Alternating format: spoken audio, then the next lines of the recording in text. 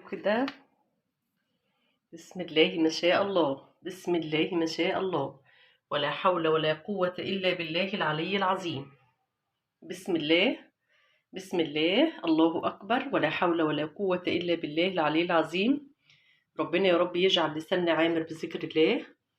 نسمي بالله كده ونصلي على الرسول ونشوف العظمة الحلوة اللي معانا دي. شايفين؟ بسم الله ما شاء الله.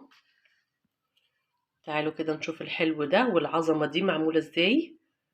تعالوا كده نشوف ايه اللي احنا عاملينه ده في اول الفيديو. ربنا يا رب يثبت قلوبنا على الاسلام، اللهم امين يا رب. تعالوا كده نبدأ بسم الله ونشوف الحلو والعظمة اللي احنا عاملينها دي النهاردة. ايه ده يا مامونا العظمة الحلوة دي؟ شايفين؟ شايفين بيتزا المحلات بطريقة سهلة جدا جدا جدا جدا وتسوية مظبوطة جدا جدا. بيتزا اقتصادية سهلة وسريعة، وتعمليها فطار عشاء غدا زي ما تحب اعمليها. حابة تعملي الميني بيتزا الصغيرة ديت تعمليها كده للولاد، تحطيها كده في اللانش بوكس. شايفين؟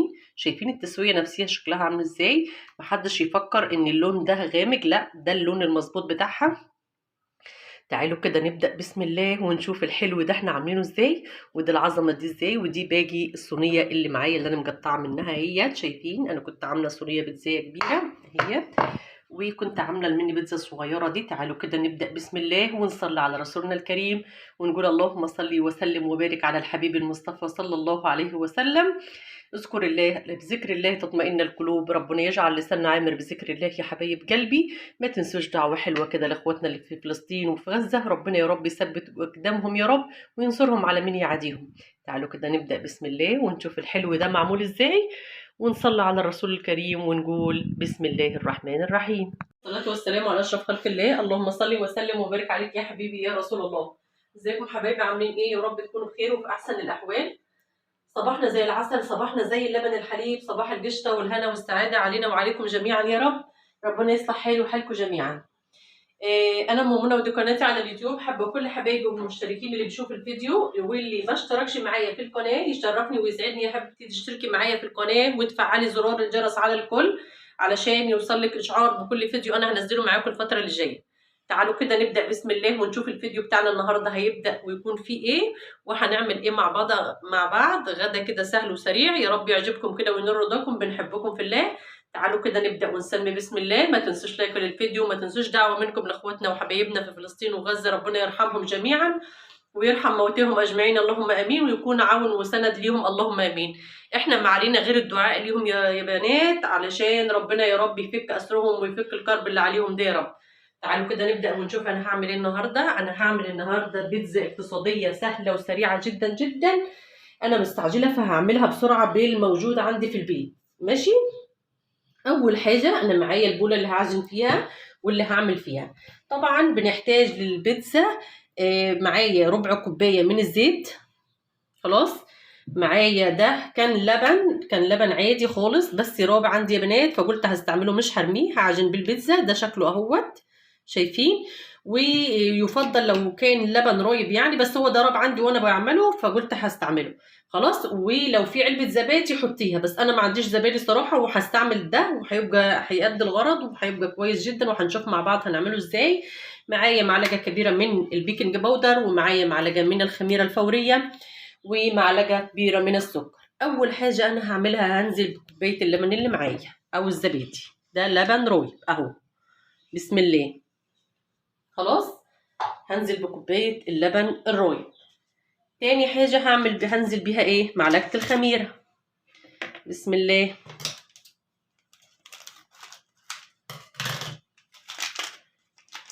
معلقة كبيرة من الخميرة الفورية هنزل بيها على اللبن. وهنزل بمعلقة من السكر. بسم الله. يبقى معلقة خميرة، معلقة كبيرة من السكر اهيت اهي. خلاص. وهنزل بربع كوباية الزيت اهوت، وهقلب الكلام ده كله كده مع بعضه. بسم الله اهو. طبعا الخميره بتاعتك انت بتكوني متاكده منها، لو مش متاكده منها حاولي تعملي لها اختبار، اللي هي ربع كوبايه من الميه الدافيه وتنزلي عليها بمعلقه سكر ومعلقه خميره وتسيب الكلام ده كله كده مع بعضه لحد ما يعمل فقاعات على الوش كده، تعرفي ان الخميره بتاعتكي متفاعله وكويسه. خلاص قلب الكلام ده كله كده بالمضرب بسم الله. يبقى معلقه كوبايه زبادي او كوبايه لبن رايب، معلقه كبيره من السكر، معلقه خميره فوريه، وربع كوبايه الزيت، وهنقلب الكلام ده كله. بعد كده هننزل بايه؟ معايا من حوالي من 3 كوبايات ونص من الدقيق، خلاص، ل4 على حسب ما انت عايزه تعملي. الدقيق اللي معايا ده يا بنات اهو، ده شكله بكون انا اصلا نخلاه وعاملاه وجاهز يعني. خلاص لو انت مش نخله الدقيق بتاعك حاولي انك تنخليه. بسم الله. هاخد 3 كوبايات ونص كده منه بسم الله اهو، ادي واحد اهو. ده انا بدخل الدقيق بتاعي قبل ما استعمله، وبحطه في علبه كده محكمه الغلق واسيبه بستعمل منه على طول. انت لو الدقيق بتاعك مش منخول حاولي تنخليه. معايا 3 كوبايات اهمت، وادي نص كوبايه كمان اهيت. خلاص اهو. شيل الكلام ده كله كده بس. يبقى انا نزلت ب3 كوبايات من الدقيق. خلاص هانزل عليهم بمعلقه كبيره من البيكنج باودر بسم الله.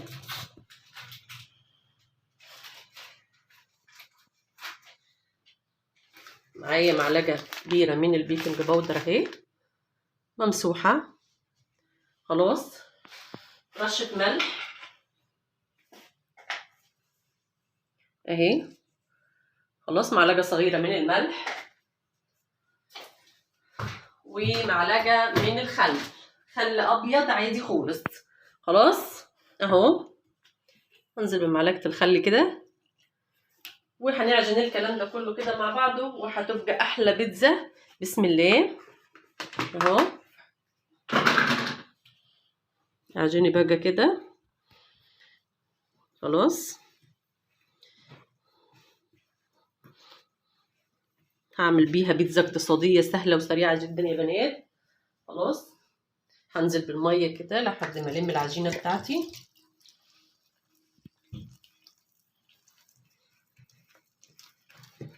اهو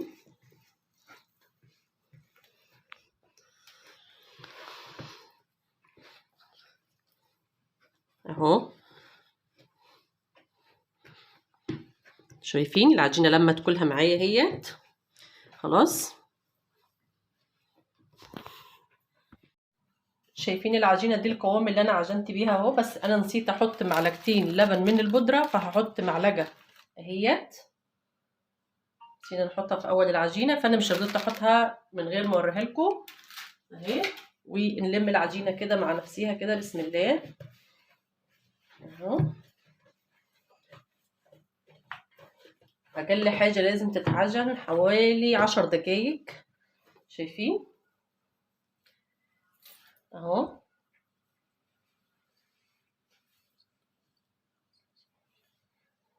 ثانيه واحده بس، هاخد مسحه من الزيت اهي، وهلم بيها كده العجينه. خلاص هنعجن العجينه دي 10 دقايق عشان يكون ليها عرق يا بنات. خلاص اهو. شايفين ملمس العجينه اهي ظاهره معاكم اهي اهي. خلاص هنسيب العجينه دي كده اهي. شايفين ملمس العجينه حلو ازاي. هسيب العجينه ديت لحد ما تختمر حوالي ساعه بالظبط اهي، وهنغطي عليها وهسيبها تخمر لمده ساعه. خلاص وبعد الساعه كده هنعمل بقى صلصه البيتزا ونشوف مع بعض شكلها بيكون ازاي. كده بعد ما العجينه بسم الله ما شاء الله اختمرت معانا وبقت زي الفل. شايفين حجمها الضعف جدا جدا. نديها بقى البوكس المتين ده ونلم العجينه بتاعتنا كده بحبه من الزيت او بريحة من الدقيق لو حابة. بس العجينة بتاعتي بسم الله ما شاء الله، شايفين اهي، شفتوا طالعة خالص مش ملزجة ولا حاجة. شايفين ملمس العجينة طري ازاي وحلو. بسم الله نلم بقى العجينة بتاعتنا كده، بسم الله الله أكبر اهي. ونقسم العجينة ديت على نصين، بسم الله اهي. اخد منها كده، جيب بس مسحة زيت عشان ما تلزقش في ايدينا بس واعرف اتحكم فيها. خلاص اهي.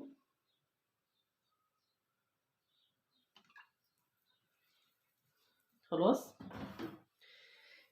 ناخد اول حتة دي كده، بسم الله اهي.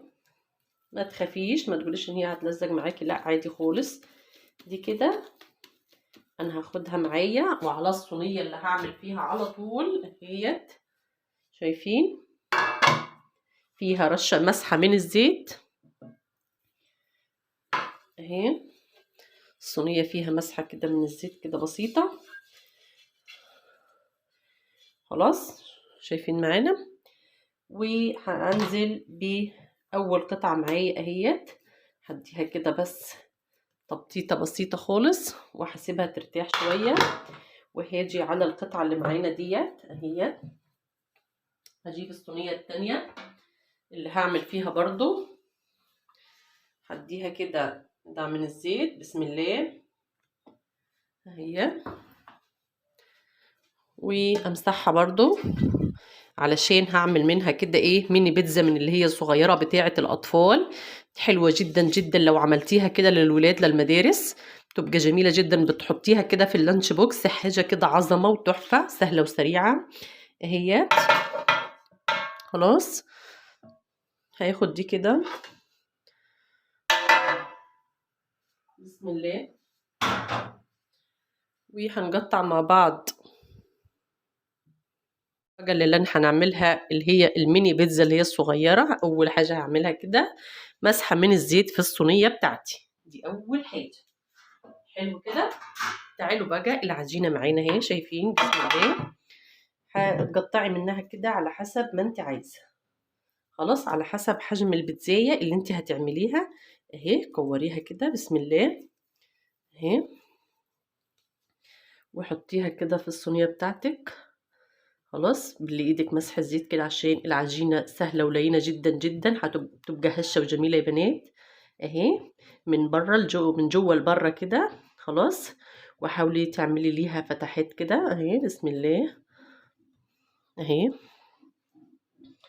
حاولي تخليها كده على شكل دايرة يبقى شكلها حلو، وبططيها وحسب السمك اللي انت عايزاه، عايزاها مليانة عايزاها رفيعة عايزاها زي ما تحبي الحاجة دي طبعا بتاعتك انت. خلاص ياخد كمان واحدة بسم الله اهي. نلم كده اهي، لمي العجينة كده كلها كده كده كده كده، وكوريها بايدك برضو من الصينية عشان العجينة تمشي معاكي اهو. وهتبططيها برضو شايفين اهوت. سهلة جدا ومفيش اسهل من كده ولا ابسط من كده. خلاص اهي. السمك ده بتاعك انتي زي ما انت حابة. البيتزاية دي بتبقى شكلها حلو وظريفة كده في التقديم يا بنات. بصوا بيبقى شكلها جميل جدا جدا. انا بصراحة بحب ديت صراحة، بس برضو هعمل واحدة معاكم في الصينية وهتشوفوها معايا. انا هعمل دي كده بسم الله. خلاص وهاخد كمان واحدة معايا، يعني هعمل 4 بيتزايات صغيرين من 3 كوبايات ونص دقيق.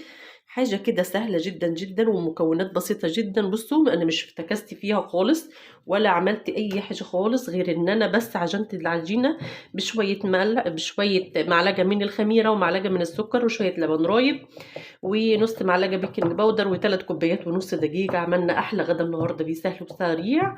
هتشوفوا معايا كده الفيديو نخلص الكميه كده كلها معانا فرد، وبعد كده نشوف. شكلت دي كده اهي، حاولي انك تعملي ليها حروف كده من بره خلاص من الطرف عشان لما تيجي تحط الحشوه بتاعتك. شايفين شكلها اهو. بصوا اعملي لها، حاولي انك تعملي لها حروف كده اهيت عشان لما تحطي الحشوه بتاعتك يبقى ايه تخرجش بره اهي. بصوا شايفين اهو. تعالوا بقى نعمل اللي معانا اللي هي في صينيه واحده، قطعه واحده دي، نشيل دي بس كده عشان نوسع المكان لنفسينا. حاجه كده سهله جدا جدا. شايفين؟ هنفرد بقى العجينه بتاعتنا كده من جوه لبره. خلاص، وحاولي انك تعملي ليها حروف من الطراف. لو عايزه تفرديها بعرض الصينيه عادي، عايزه تبقى فيها سمك كده عشان تبقى طعمها طري وحلوه، دي حاجه براحتك. شايفه الخميره اللي بتاع، بصوا مرتاحه جدا جدا، وعجينه هشه وطريه، بسم الله ما شاء الله، ولا حول ولا قوه الا بالله العلي العظيم. اللي وصلت معايا الفيديو لحد كده ما تنساش لايك للفيديو واشتراك في القناه. ولو عجبك الفيديو يا ست الكل تحطي احلى لايك لاحلى منى في الدنيا كلها. ربنا يا رب يديمكم نعمه في حياتي ويخليكم ليا. شايفين ايه ده العظمه اللي احنا عملناها؟ حاولوا تكون ليها حرف كده. خلاص، بعد كده هنعمل ايه؟ الخطوه اللي جايه دي مهمه خالص. هنجيب شوكه. شايفين؟ الشوكة لازم تخرميها كده بسم الله، علشان يا حبيبة قلبي ما تجبش معاكي في الفرن وتبقى مش كويس. لازم تخرميها بالشكل ده. خلاص، يبقى ادي البوتزاية اللي معايا في الصينية ديت اهي، نخرمها كده كويس. شايفة اهي؟ سهلة، ومفيش اسهل من كده ولا ابسط من كده ولا احلى من كده. غدا سهل وبسيط وعلى قد الايد، وبمكونات سهلة، ومش افتكسنا فيها ولا عملنا فيها اي حاجة. انا خرمت دي كده، سوري، خرمت دي كده. شايفينها معايا اهي؟ شايفين دي؟ لازم التخريمات دي علشان ما تجبش معاكي في الفرن. شايفين اهي؟ خلاص، وادي سمك البيتزايه اللي انا عاملاها. انا عايزه اوريها لكم بس من قريبه من الكاميرا اهي. ده السمك بتاعها، هو مش مليانه خالص اهي. حابه توصليها لحد اخر الصينيه، حطيها زي ما انت عايزه عادي. تعالوا بقى معانا للصلصه بتاعه البيتزا. اول حاجه اتأخرت بس شوية. تعالوا، أنا معايا معلقتين من الصلصة. حلو الكلام. هأنزل معايا معلقتين من الكاتشب أهو. خلاص، هأنزل بحوالي معلقتين كاتشب بسم الله أهو. ماشي. لو عندك صوص الباربيكيو حطي، ما عندكيش عادي.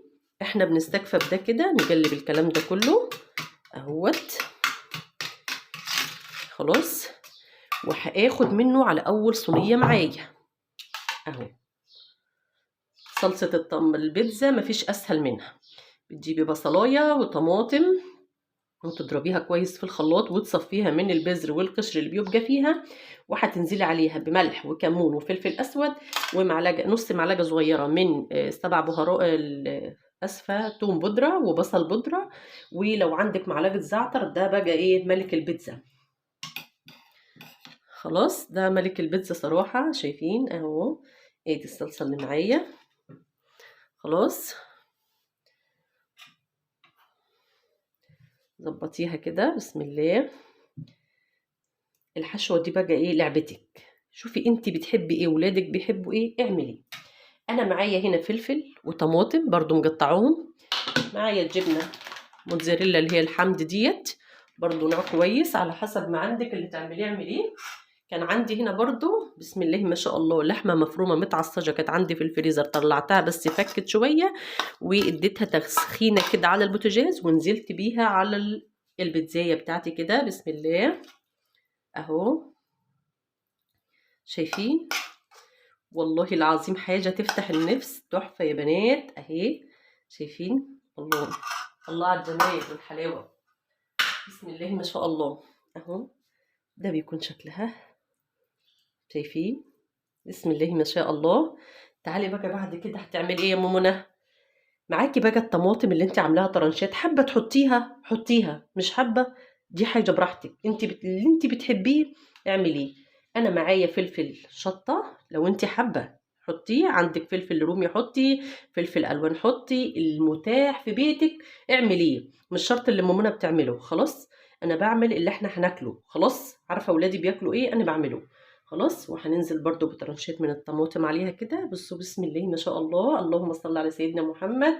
شايفين الالوان؟ شايفين التحفه والجمال؟ لايك حلو بقى لام منى، وكومنت حلو منكم كده، ودعوه حلوه من قلوبكم. يا رب كده تعجبكم وتنور رضاكم. شايفين؟ انا بقى نحط بقى على وشها شويه جبنه كده بسم الله. بص اللي معايا كده، اي نوع جبنه بقى متاحه في بيتك حطي منه. انا عندي جبنه الحمد دي الموتزاريلا. خلاص نحط بقى كده شويه على الوش كده، ياه حركات بقى وتكات كده ولايك بقى وصلي كده على سيدنا محمد واذكر الله، الا بذكر الله تطمئن القلوب. ربنا غرجيها كده. بصوا كتري مش تستكتري. بصي كده كده انت اللي هتاكليها انت وولادك. اهو اهو هي كده كده. يلا شايفين؟ بسم الله ما شاء الله، بسم الله الله اكبر. شايفين؟ شايفين الجمال؟ تعالوا كده نعمل بقى البيتزايات الصغيره اللي انا عاملاها، او المينا بيتزا اللي انا عاملاها اهي. اهي هشيل دي بس كده وناخد دي. بسم الله. شايفه؟ نجيب برضو الشوكه كده ونخرمها كده زي ما احنا عملنا برضو في ديكي. بسم الله الله اكبر. اهيت اهي، بحيث ما تجبش برضو معاكي. دي حلوه جدا جدا تعمليها للولاد للفطار لللانش بوكس بدل السندوتشات اللي احنا بنعملها كل يوم غلبه للصبح. لا دي حلوه. هياخد واحده او اتنين معاه. بسم الله ما شاء الله. هاتي بقى الصلصه بتاعتك كده وحطي كده وقولي بسم الله بسم الله بسم الله ولا حول ولا قوه الا بالله العلي العظيم. ربنا يا رب يجعل لساننا عامر بذكر الله. متنسوش لايك حلو للفيديو واشتراك في القناه يا ست الكل، ولو عجبك تحطي لي احلى لايك. صلي كده على النبي في سرك كده واذكر الله. ربنا يا رب يجعل لساننا عامر بذكره يا رب. اللهم امين. احلى بتزايه لاحلى حبايب في الدنيا كلها. حطي بقى دي بقى احشيها زي ما انت عايزه. دي انا عندي لسه ايه تاني؟ بسم الله. ايه الباقي؟ هعمل واحده من اللي هي باللحمه المفرومه برضو. شايفين؟ لا هنعمل اتنين بس مادام موجود عندي. خلاص بدل ما تترمي اهو. بسم الله اهو. وتعالي كده بالفلفل الاخضر زينيها اهوت. حبايه من الطماطم. شايفين اللون الجمالي الحلو ده؟ وتعالي ديت هنحط بس عليها طماطم وفلفل وهنحط عليها جبن. شايفين الجمال؟ بسم الله بسم الله ما شاء الله. بسم الله الله اكبر ولا حول ولا قوه الا بالله العلي العظيم. احلى لايك بقى لام منى. ما تنسوش دعوه حلوه منكم ليا كده. ربنا يا رب يصرف عنا وعنكم جميعا. اللهم امين يا رب العالمين. شايفين اهو؟ هاتي بقى الجبنه اللي عندك برضو واديها. بسم الله اهو. شايفين اهو؟ حاولي بس الجبنه عشان ما تسيحش كده في الصينيه وتبهدل الدنيا. حط كده على الوش جبن. خلاص دي بقى لو عندك لانشون حطي عليها. انا بصراحه كان عندي لانشون اهو فقلت ايه هعمل الاتنين دول كده. بسم الله اهو. زي ما انت حابه اعمليه اهو.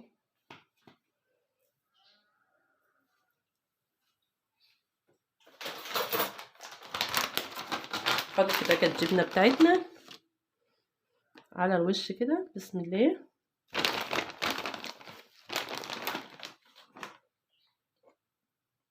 اهو. شايفين شكل البيتزا اللي انا عملتها؟ شايفين؟ بسم الله ما شاء الله. بسم الله الله اكبر ولا حول ولا قوه الا بالله العلي العظيم. اهي. ودي اللي معانا باللحمه المفرومه. شايفين يا بنات؟ تحفه فنيه بالله. العين فعلا بتاكل قبل البوق. شايفين؟ لو عندك بقى الزيتون مخلل اللي هو المخلي حطي، بس انا بصراحه ما بحبهاش بالزيتون فما بحطش بصراحه. اي حشوه متاحه في بيتك اعمليها. لو جبنه ماشي، جبنه كريمي وحطيت عليها عود من النعناع كده وحشيتي بيها برضو ماشي. اي نوع عندك مش شرط اللي عند ام منى.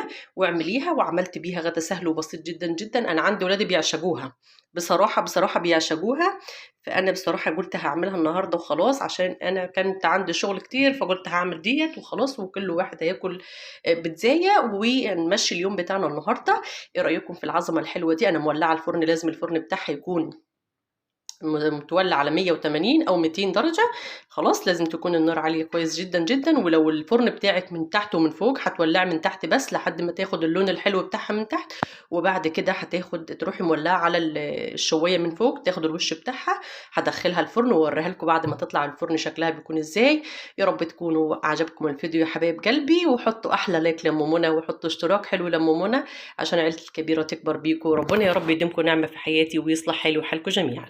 هدخلها الفرن وهوريكم شكلها بعد ما تطلع. شوفوا معانا احلى بيتزا، شايفين اللون، شايفين الشكل، بسم الله ما شاء الله، بسم الله. شايفين الجبنه سايحه كده، حاجه كده عظمه، بس سخنه مولعه لسه طالعه من الفرن دلوقتي. شايفين؟ تعالوا كده بسم الله، انا عايزه اوريكم بس شكلها ده، اللون بتاعها شايفين؟ سخنه يا بنات، سخنه عامه. عايزه اوريكم الارضيه بتاعتها، شايفين؟ بسم الله ما شاء الله، بسم الله. شايفين التسويه؟ حاجه كده عظمه، تحفه تحفه. ايه رايكم؟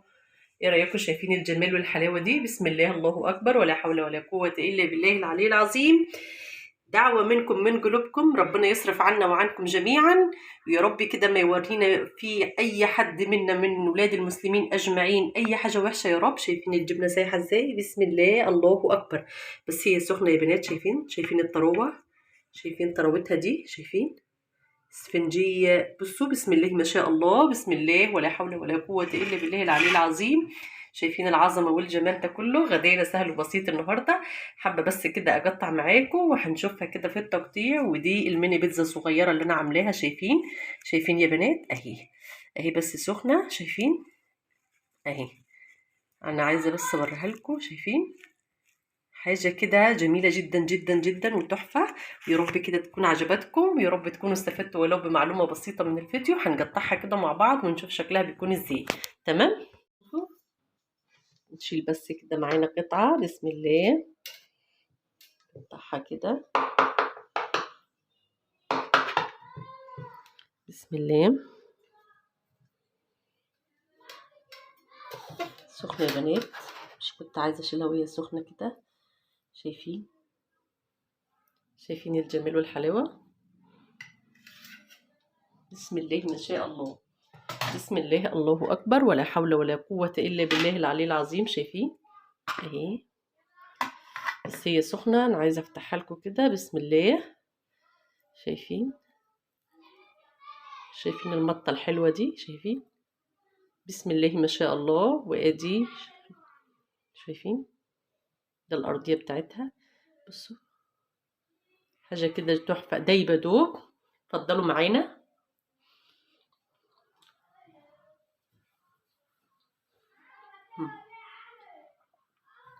انا حبيت اضيفها الاول والله.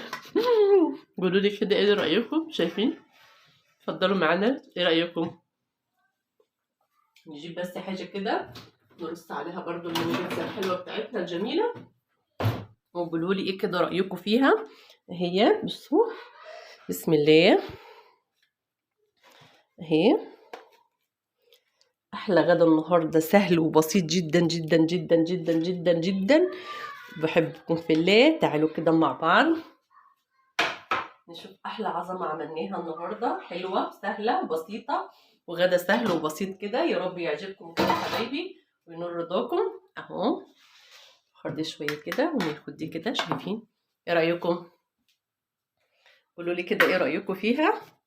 ودي احلى صينيه بيتزا، ده كان احلى غدا النهارده، سهل وبسيط جدا جدا كده. بحبكم في الله. قولوا لي ايه كده رايكم كده في العظمه الحلوه اللي معانا دي. بحبكم في الله. يا رب تكونوا استفدتوا ولو بمعلومه بسيطه من الفيديو. احلى لايك يا منى واحلى اشتراك منكم. ربنا يا رب يديمكم نعمه في حياتي. اشوفكم في فيديو جديد وروتين جديد. بحبكم في الله، والسلام عليكم.